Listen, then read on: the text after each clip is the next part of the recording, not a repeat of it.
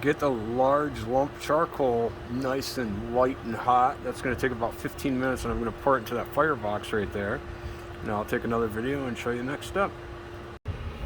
Alright, I'm using hickory here, and the box is a little small, and I want to control the heat, so I'm going to attempt to not chop my leg off and cut these things down into about a third of their size. And also we've got the charcoal starting to come up to temp, so probably another 5 minutes or so on that, and I'll dump that in the firebox and get a bed of coals going. Alright, let's see if we can get this. I'm gonna put that into there. Let's get this camera situated a bit. Close enough. You figure it out.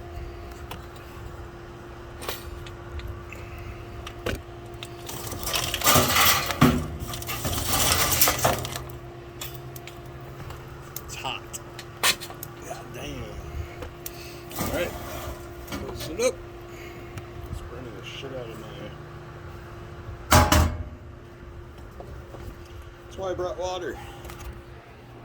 Let's put those things out. Okay, so I'm gonna leave this box open for a while. I've got the flue open all the way too.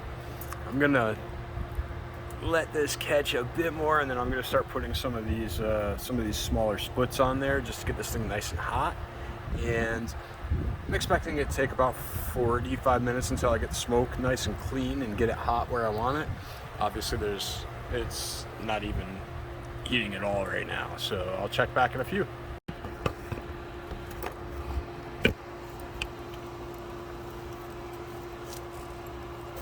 Alright, this thing rolls right out. It's nice. Get this in there, get that going. Pick up this damn charcoal that's burning the shit out of everything. Alright. This thing should catch quick. It's those coals are nice and hot, so I'm gonna close this down a tad. Oh, not that far.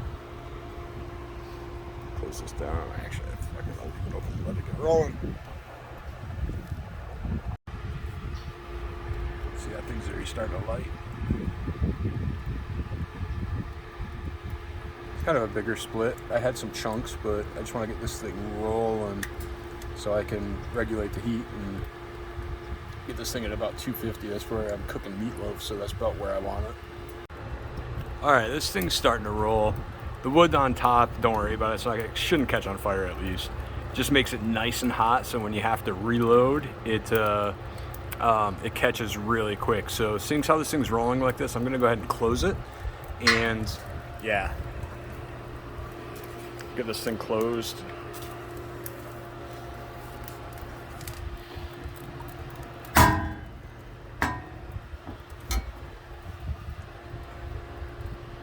The thing closed. I'll leave the bottom damper and the chimney damper. I'll leave those things open, and I'll wait for the smoke to turn a little bit more not quite so dirty looking. So I'll check back in a little while. All right, these are the logs that I bought. I got these from Sportsman's. It's a cubic foot and a half. They're pretty big. They're this size, so the ones that I split earlier. And then I got just a smaller pack of hickory chunks. So I have some options depending on what I need to do with the temperature, if I'm trying to just maintain it or increase it.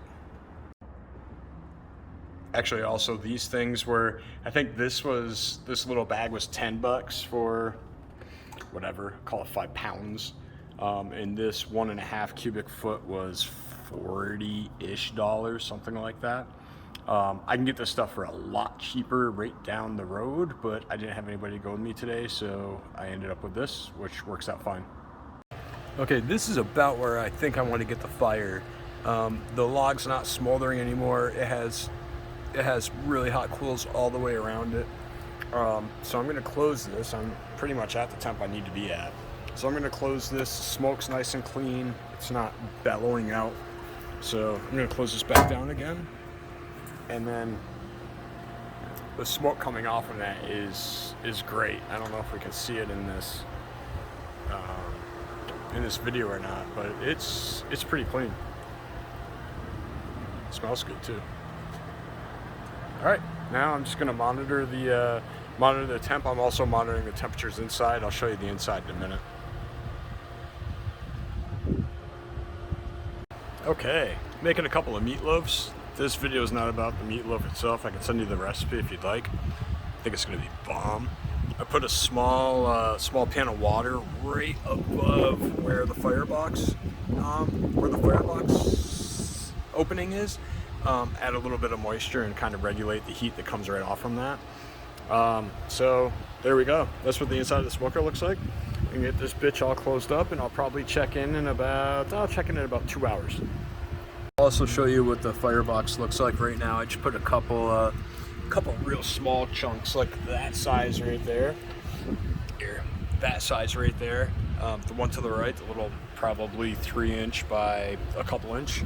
I just want to get some nice smoky flavor in the very beginning of this thing. So these coals are nice and hot. So there we go.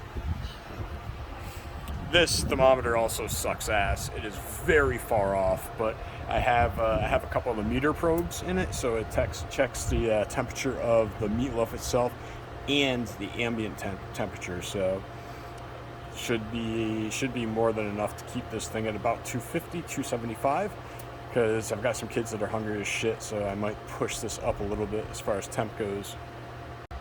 This right here is what the smoke should look like. I don't know if you can see it or not, because I'm on my cell phone, but yeah, it looks pretty decent.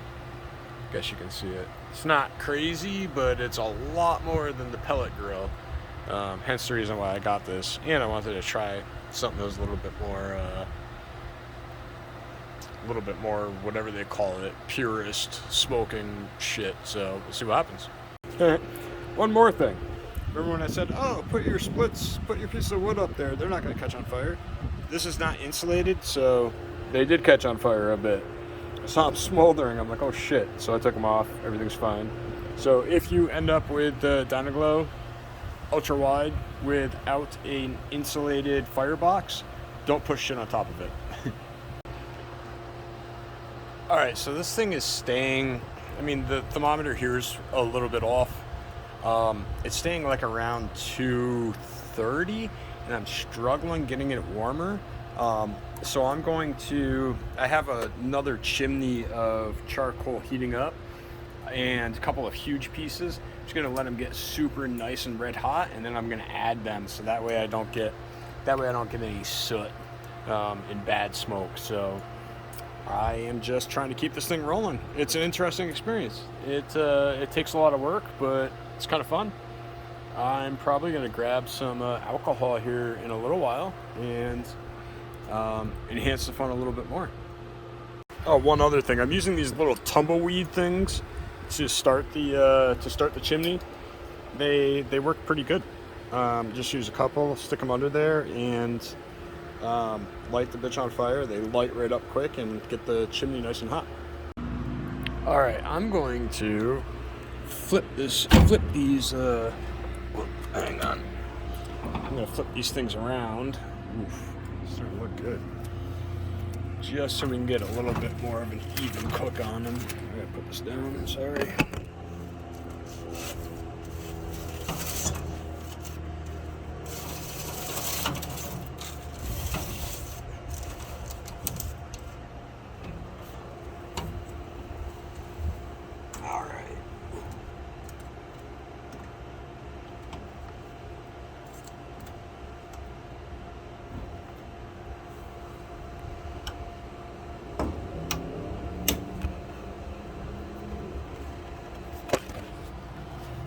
Woohoo, that video kind of sucked.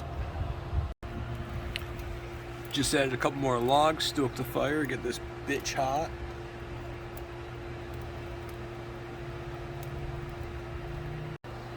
Okay, so this is what the fire should look like.